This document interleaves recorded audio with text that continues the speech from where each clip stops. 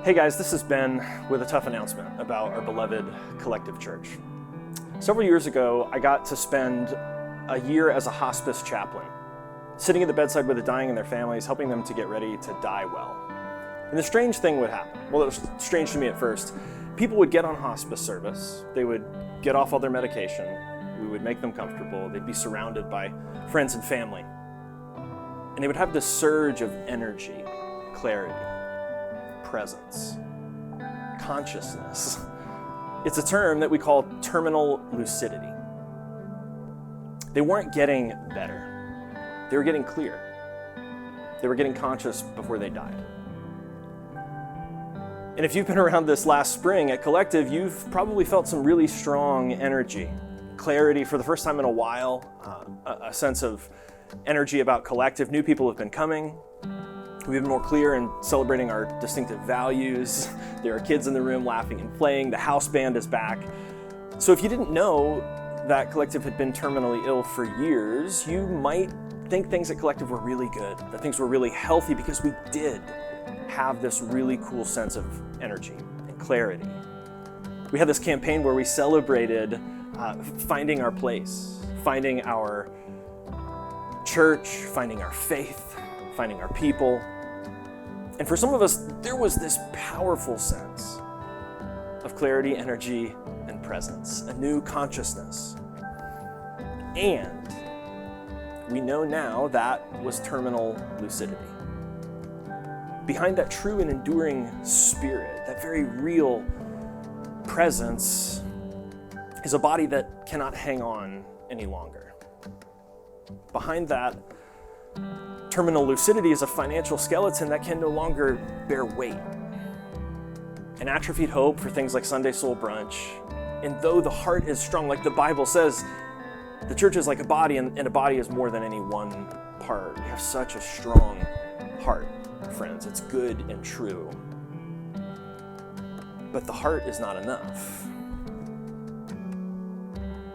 This week, Collective died peacefully between services. We're going to have a memorial service this coming Friday, 6 p.m. at the Drika Theater, 112 East New York Ave. Next week is Good Friday. And if you're not familiar with that tradition on Good Friday, God is dead, Christ is dead, and this year, Collective is dead. Maybe you need to come grieve, because missing Collective will mean grief. This meant something to you. Maybe you're like me, you've been missing it for years, those magical days on Alabama Avenue. I know that I will miss it. Come celebrate with us. Give thanks for all the good that was done, the joy that was created, the justice accomplished, the affirmation and inclusion that were offered without condition. The table that was set and open from which no one was ever turned away, the non-religious embrace, the unconditional belonging and transformative love, that thing that was so real for a season that we couldn't see it and we couldn't name it, but we got to be a part of it. Collective dying takes none of that away. Some of you've been hurt by this community. You need to come and make peace and express some anger, some sadness, disappointment, or even relief that it's finally over. That's okay. Maybe you're confused, you're caught totally off guard. We apologize for that shock. Death is like that. It's been like that for us as well. And for so many of you who are going to feel left displaced, the only antidote is friendship.